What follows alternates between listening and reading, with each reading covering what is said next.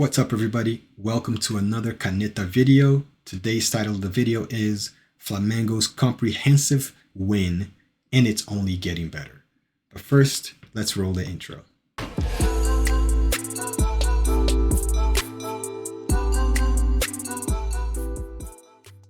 What's up, everybody? I'm recording this on August 22nd, and we're going to be talking about this comprehensive, complete win, complete performance by Flamengo, which left no doubt about the quality of the squad and the work being done by Felipe Luis. The final score against Internacional was 2-0 for Flamengo, with goals scored by Arrascaeta and Pedro. A bit of background, in case you're coming into this just now or you don't know much about these teams. Both of these clubs played 3 matches in a row and for 2 different competitions. The first meeting happened on Wednesday, August 13th, in the first leg of the Copa Libertadores. That's the equivalent of the Champions League in South America, and it was the round of 16, and that was played at the Maracanã Stadium, which is Flamengo's home stadium. I recorded a video about it, talking about all the details, but to quickly recap it, it finished 1-0 for Flamengo. So they are 1-0 up in this competition, the round of 16. And it was a dominant first half. And coming into the second half, Inter made some changes, some adjustments, and they caused some concern for Flamengo and the fans. Now, they played the second match in this 3-game series at the Beira Rio, Inter's home stadium. That happened last Sunday for the Brazilian League.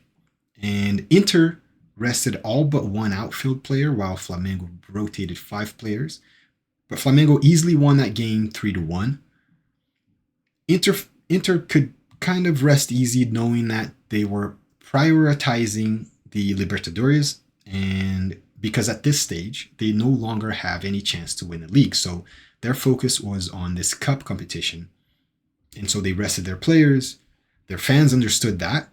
And even though they were easily beat at home, after the game, the fans were chanting the team, letting them know that, hey, now we're ready to bring all the energy for the last game, which is the one that matters, which would be the second leg of the Libertadores round of 16. They were down 1-0, right? So we know that. And so came the second leg of the Libertadores this past Wednesday, which is what we'll be covering here. But first, make sure that you do that little thing as usual, like and subscribe, help this channel grow, and you will get a lot more and a lot better content as well. So getting back to the video, Inter's strategy was to suffocate Flamengo from the jump. They were going to bring more of that intensity that they had in the second half of the first game. And their fans were hyped, as I said. They created this cauldron atmosphere. They were bringing a lot of pressure on Flamengo from the first minute. As the teams walked out onto the pitch, there was this rain, or more like a snowfall of confetti. And to be frank, it was actually cut up strips of paper, not confetti, but you get the idea. And it was awesome. It looked great. Kind of like those games in Argentina. But there was their first problem, right? It was so much of that paper that it covered the entire pitch. It caked the players' shoes as they were trying to kind of do a little bit of a, kickabout, warming up, caked the ball. And that caused the delay of the match. It was at least 10 to 15 minutes delay to kick off. And so, from the jump, everything was already going wrong for Inter. The paper wasn't even white, it was silver. So their colors are red and white. The paper that somebody was supposed to buy ended up being silver, which kind of looked awesome because it was shiny, but it's supposed to be white. Second problem was that the confetti, or the paper, was only supposed to be released in case they actually won the game. So somebody released it way beforehand.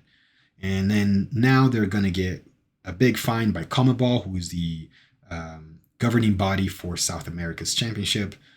And then the last problem that they had is that their fans were so hyped, causing that, cauldron atmosphere. The game was supposed to start right away, and Inter's team was supposed to press Flamengo, be super intense and stuff like that. But the delay caused the atmosphere to completely die down. It was a cold night. It's the south of Brazil. It's winter. Everything cooled down. Completely backfired.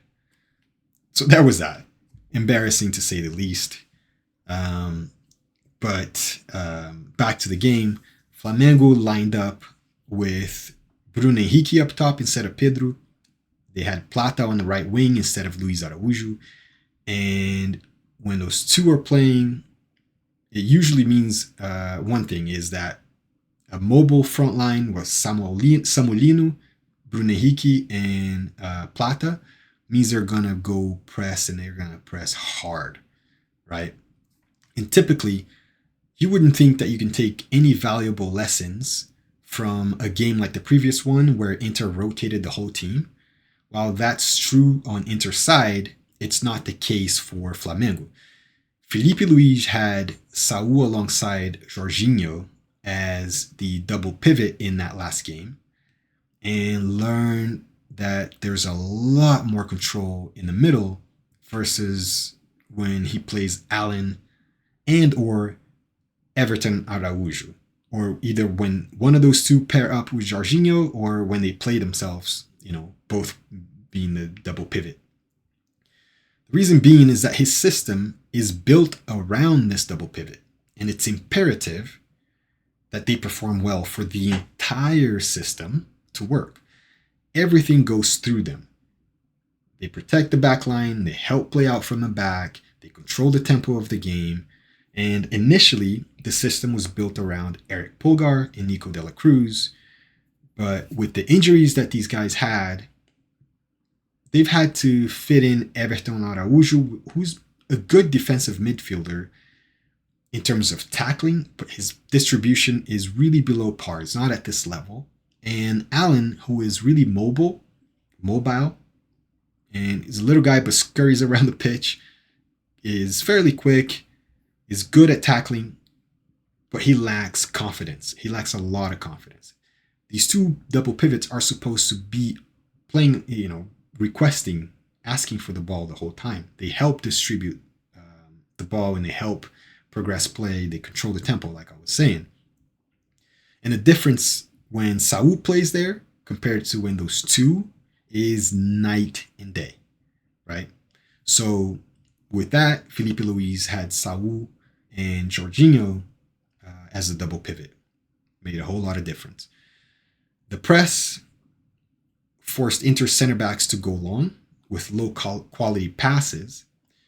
Their intended target was Alan Patrick, who's a really good player, has great vision, great ball control, dribbling. He can distribute the ball well, makes the team tick, right, for Inter. But he was roaming around closer to the center circle, and Flamengo's press was forcing Inter center backs to play out to the wings. That allowed Flamengo to quickly recover possession, playing on that second ball. In the first 15 minutes, we saw Inter trying to impose themselves physically. They made lots of fouls throughout the whole game, but Flamengo stayed cool, didn't fall for that, and maintained their focus.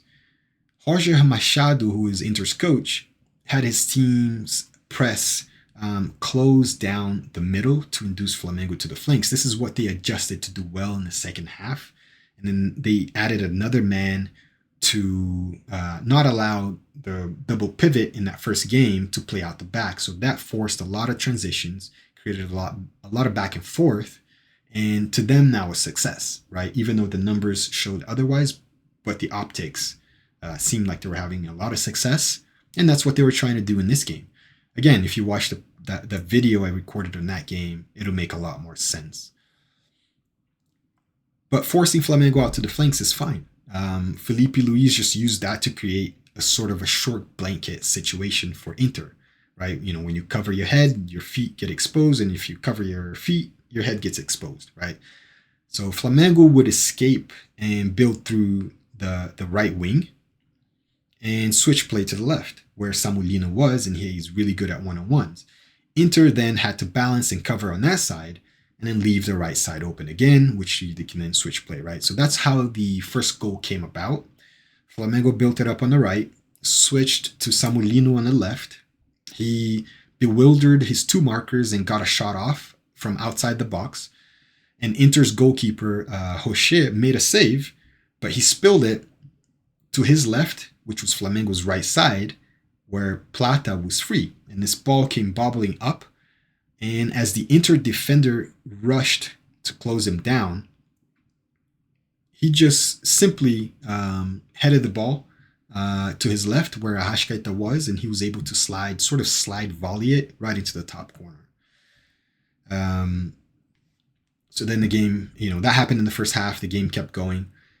And another reason for Bruno Henrique to be playing is to exploit Inter's predicted high line.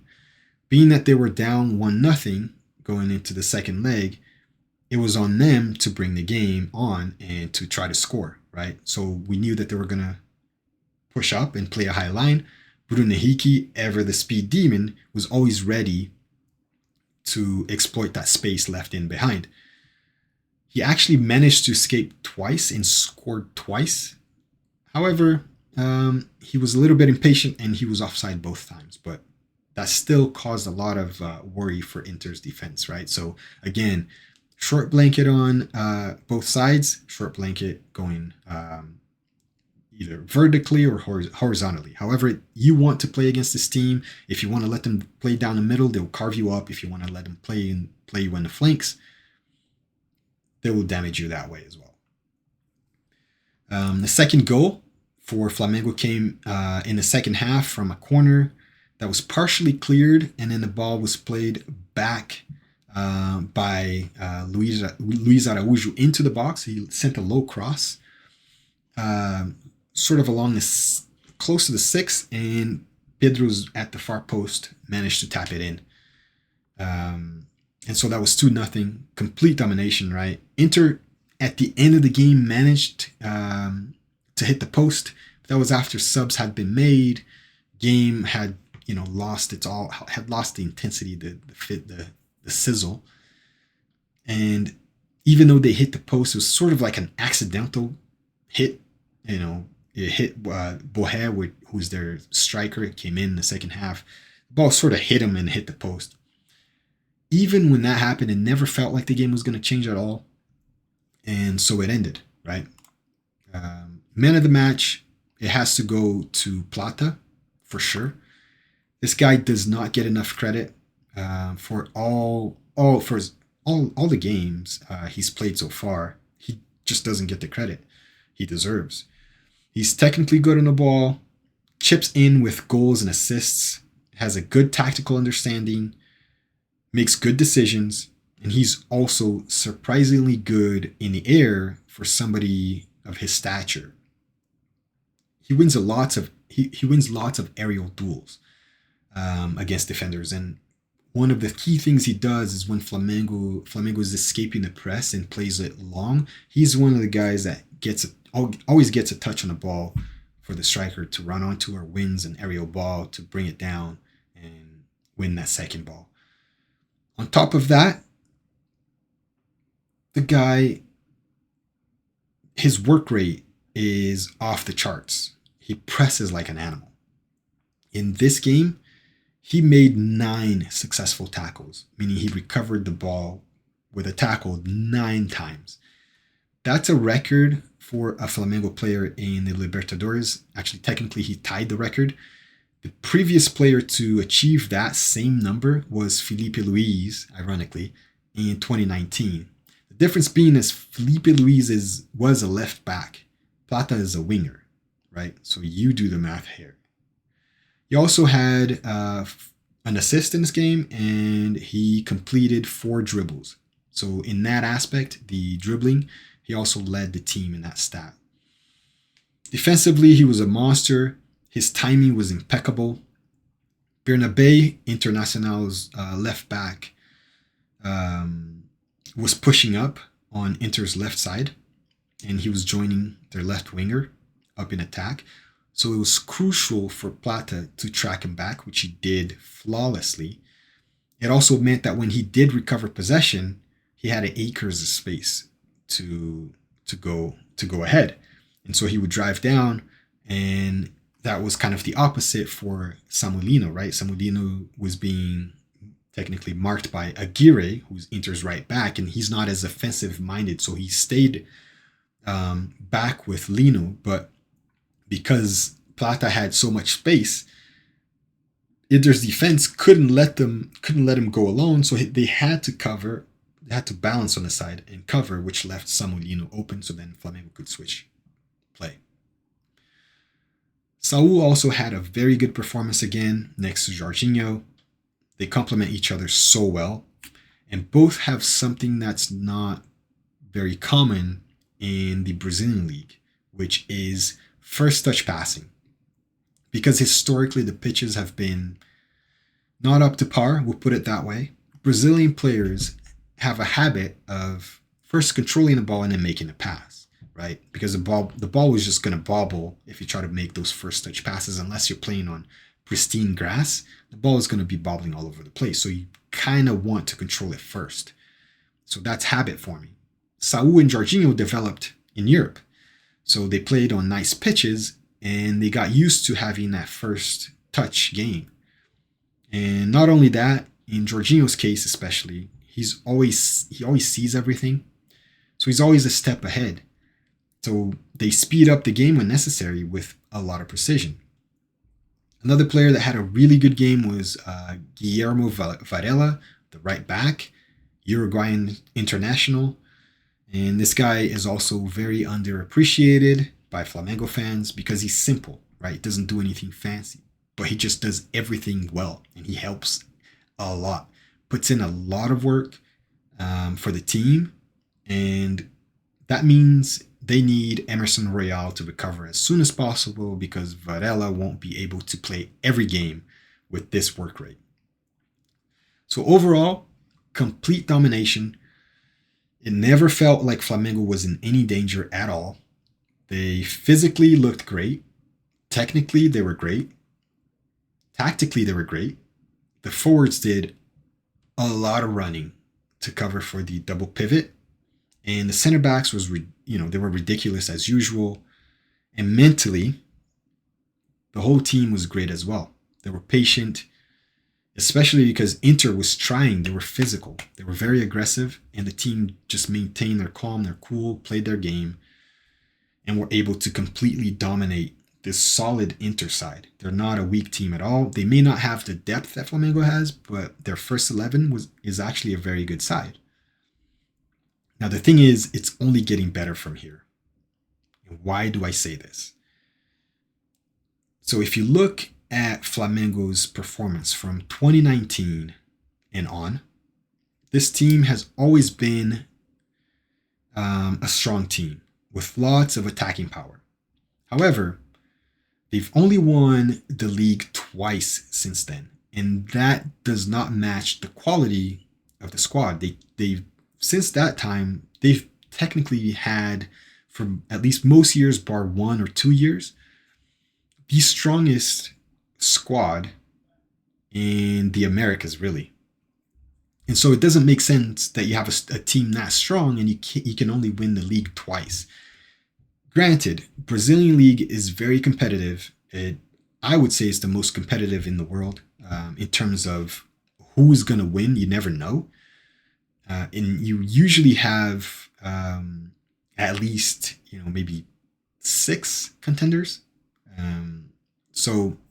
But even with that, with this squad, they should definitely have won the league more than twice in 6 years. So when you look at their record, right, going back, they only won the league in 2019 and 2020. And then looking at their attacking record, right, at their goal scoring record at this stage of the competition, meaning 19 games played. So if we look back in 2019, they had the best attack with 42 goals. So they ended up being champions. 2020, again, best attack at this stage of the competition, 33 goals, ended up being champions. 2021, they also had the best attack in the competition, scored 38 goals with 19 games played. 2022, not the best attack, but they had 26 goals scored at this stage of the competition. Palmeiras, who was the champion that season, had 31.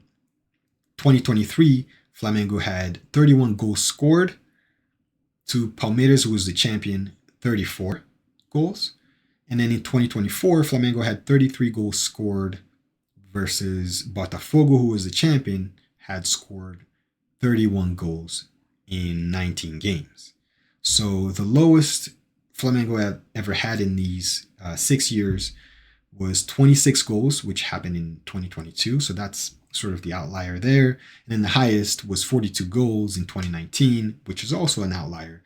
But the average, right, is 34 goals in 19 games. That is a great attack, by all means, when looking at this competition. So that's not the problem. They've always had a good attack. Right now, they're sitting at 36 in 19 games. So they have the best attack so far in the league, and it's trending with where they've always been, right? So this team again has always been good going forward. Now they've lacked consistency, which means that they haven't won the league as often as they should have. This is where Felipe Luis comes in. Again, in the last 6 years, the best defense this team had, excluding the current season, had conceded 18 goals in 19 games, right? That was in 2019, which happened to be their best season ever. This season, at this stage of the competition, 19 games, remember, they've conceded 9 goals. 9. That's half the goals that they conceded in their best ever season. You do the math, right? Now, when we look at the 180 minutes played against Inter, they conceded 3 shots on target. This team does not let many shots on target. They don't suffer, right? The center backs are amazing. The double pivot is amazing. The fullbacks are amazing. The goalkeeper is very good, very solid. They do not concede a lot of chances. They do not concede a lot of goals. Now you might say, well, the 180 minutes against Atlético Mineiro, they conceded 18 shots on target. And then that is a huge contrast compared to, the 3 shots on target they suffered in 180 minutes against Inter. Now, I'll tell you this, the difference between those 2 games is that the one game Flamengo conceded and subsequently lost to Atlético Mineiro, Jorginho wasn't playing at all, right? It was Allen and Everton Araújo, which I explained to you that those 2 are not up to par, right? They were the double pivot that night when they lost. When you consider that we still have De La Cruz, the Uruguayan international, who's almost back from injury. I mean, technically he's back. And Eric Pulgar, Chilean international, who is on his way back. Give him about a month or so. And now we can count on Saul playing at double pivot alongside Jorginho or De La Cruz. And Saul is only improving. And he's only getting back to his best. Pedro is hitting his form again. So more goals are going to come in. Like I said, it's only getting better.